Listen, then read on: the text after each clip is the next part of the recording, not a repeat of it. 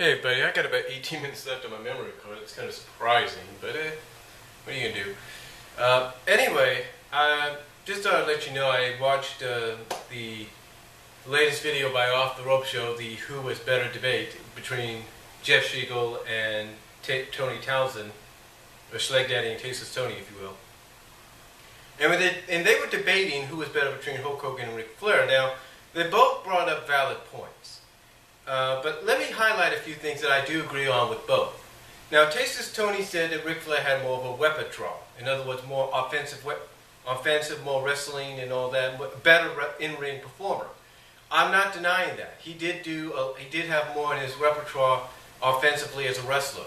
Hogan, was a good performer and everything, and just was limited to what people consider his four moves, his four big moves: the fist, the Irish Rip, the big boot, the leg drop. But Jeff is right about one thing too. Hogan had more of a repertoire, does have more of a repertoire, and he would bring it out sometimes here in the U.S. at times, but mostly in Japan, because here's the thing: Hogan had respect for the fans of Japan and how much they loved wrestling. That's why he was able to do matches there with more of an offensive repertoire than he would in the States. That's why he was able to, as Jeff would say, win matches via submissions or different kind of pinfall, variations and stuff. As far as drawing power goes, here's the thing. Ric Flair did draw in the NWA and WCW down in the South, sometimes in the East, sometimes in the Midwest, and in the West. There's no doubt about it. He did draw, but he didn't have the appeal that Hogan did, because Hogan had one big factor. The WWE, WWF at the time, had more of a mainstream appeal. One, there was the rock and wrestling connection, which began. With MTV's help, that gave him some exposure. You also had the syndicated programs like Superstars and Wrestling Challenge, which gave him more of an exposure too. You had the USA programs like All American Wrestling and Primetime Wrestling and Tuesday Night Titans, but it was because of shows like Superstars, Wrestling Challenge, and syndication on weekend morning syndication, as well as Saturday Night's Main Event on NBC, which gave him more of an exposure. And then, of course, because of the rock and wrestling connection, MTV and its association with MTV and all that, and the fact that they had the Big One event there, as well as another pay-per-view event, another big event as well, Hogan had more exposure. And that's why people would know more about who Hulk Hogan was than Ric Flair, because like Jeff said, if you were to put up two pictures on the street, who would they recognize more, even if they weren't wrestling fans, and they would say Hogan. I mean, also you have the Hulk Hogan rock and wrestling cartoon that came out in the mid-'80s. So overall, because of the media exposure of rock and wrestling connection, the fact that WWF had syndicated shows on the weekend mornings, Hogan had as well as the cable channels, as well as the cable programmings and Saturday Night's Main Event. Hogan had more on NBC. Hogan had more of a media exposure. That's why people would recognize him more than they would Flair. Now, as far as Flair going to WWF back in the 90s, yes, he did bring the WCW NWA belt, but he brought it because he had a falling out. Let's not forget, he had a falling out with Jim Herd, and he would not return it unless he got some money back. And he did eventually return it because he did get his money back or something. Now, Jeff, let me explain something. Ric Flair did work as a champion. There's no doubt about it in WWF. Yeah, he was a big-time heel. People hated, the WWF fans hated he was champion, but that is why they put the belt back on him at a house show or something like that, or something. They put it back on him because he was that big of a heel, and WWF drew money because of Flair being the two-time champion, because WWF fans wanted to see somebody take the belt off him. That's why he had it twice. Now you might say, well, of course, one of the other reasons he wasn't that big of a draw as champion is his title match was in the middle of WrestleMania 8. Yeah, I'm not denying that. It was in the middle of WrestleMania 8. But here's the thing. Just like John Cena today, Hulk Hogan was the bigger draw.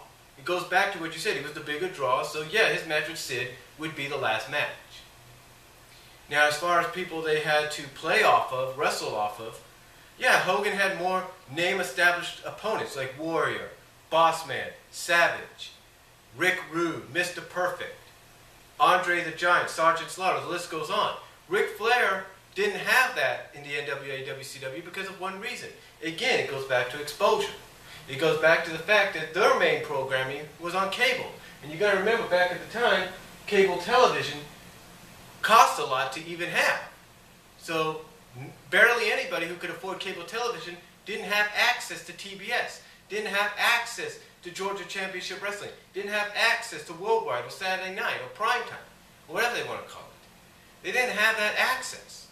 So Ric Flair wasn't that big of an immediate draw, if you will. So nobody knew about the opponents Flair faced. Nobody knew that he went 45-minute time limit the first clash with Sting. Nobody knew about his hour-long matches with Dusty or Ricky, or his matches with Ron Garvin, or even, matches with Funk and Great Muta. And again, the list could go on of people he faced, but nobody knew about it. Lex Luger, nobody knew about it because cable was very expensive back then to own, to have in your house. We can't deny that. So Flair didn't have that much exposure, and that's why his match with Savage wasn't the main event of WrestleMania 8. Now, both did have big-time main event matches 10 years later, with Flair facing Undertaker and Hogan versus Rock. And the reason Flair and Undertaker were big was because it was storyline-wise a personal match.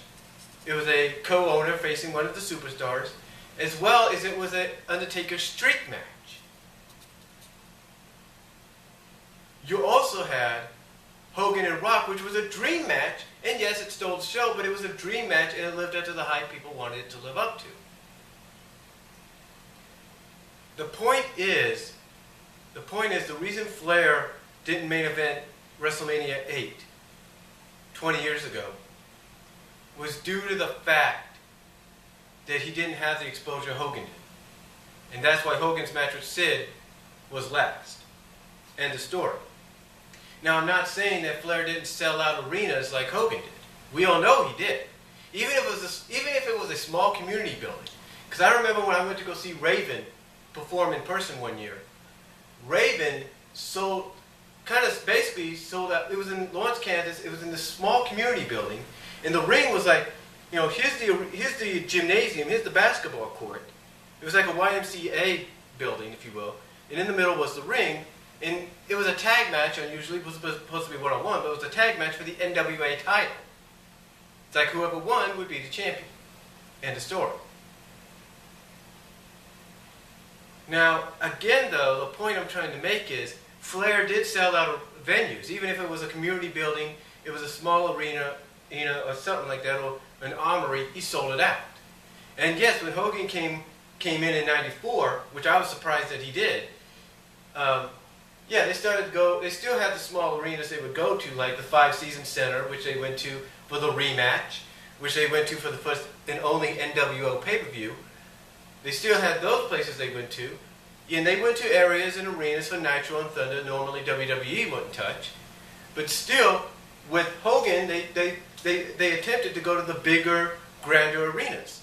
I mean, they went to the TWA Dome, they went back to the Superdome on occasions, they went to, like I said, TWA Dome, Edward Jones Dome on occasions, Astro Dome, Georgia Dome, you name it, they went there. And and when Hogan turned heel, which shocked me, and I'm sure a lot of other people, and founded the NWO, what Jeff says is true. Things started to take off. They went to areas and places the company would never be to ever again. They destroyed the WWE 2 years in a row. And yes, did they water down and oversaturate the NWO as the years went on? Yeah, they did. Did they make a mistake with the splitting of the NWO? Maybe, maybe not. Did they make a mistake in trying to revive it in silver and black? Perhaps. But the truth being told, and did WWE make a mistake trying to revive it? Perhaps. But the truth be told, the truth is, Hogan, when he helped founded that company with Scott Hall and Kevin Nash, took basically through that almost real life feud that made it look like it was real life between NWO and WCW, took the company to heights it's never been to places it's never been to venues it's never been to, and sold out arenas and venues they never would have before, All because of that. All because of Hogan being part of that group of the NWO. Now, I'm not saying that Ric Flair never sold out venues, like I mentioned earlier. I mean, Jeff mentioned the 93,000 plus that Hogan and Andre sold out at WrestleMania 3.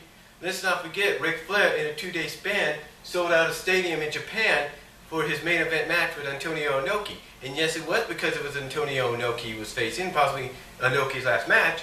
But still, he sold one of his last matches.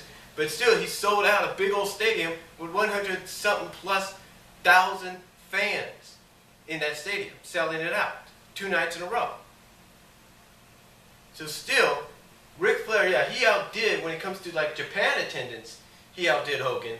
State attendance, not so much. But still, it's all about that exposure. And Hogan, whether you like the guy or not, whether you say he's limited in some of his repertoire or not, gave the company what it needed, gave WCW the boost it needed when he was part of the NWO, and basically sold out arenas and venues normally WCW would never do. End of story there. End of story there. And let's take a look at TNA.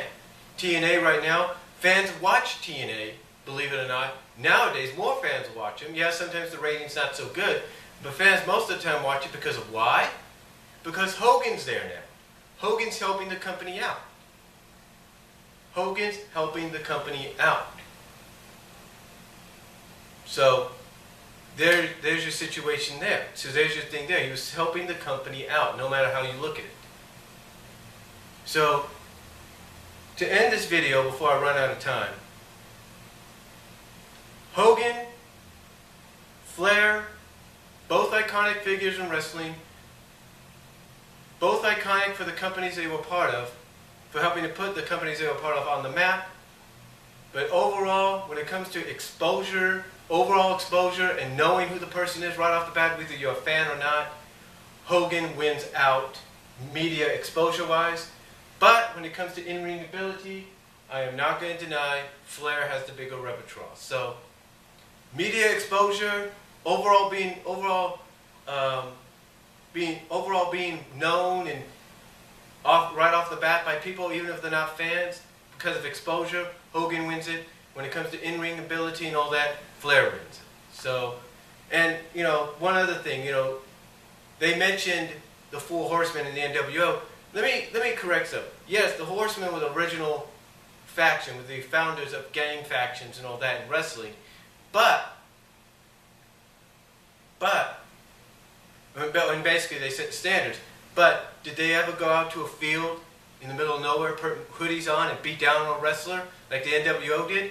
No. Did they ever spray paint everything and do a backstage attack on the entire roster? No. NWO did that. So, Horsemen set the standard. NWO, I hate to say it, with Hogan and everything, surpassed it. So that would be like 1 point to Hogan. 1 point to Flair for being part of the Horsemen and setting the standard of what a faction, gang faction, heelish faction should be. A point, or 2 points maybe, goes to Hogan. A point plus, I should say, goes to Hogan and the NWO for surpassing it. And doing things that even the Horsemen never did. So, that's all I'm going to say. Response if you like to this video. And I will talk to you all later. Peace out. God bless.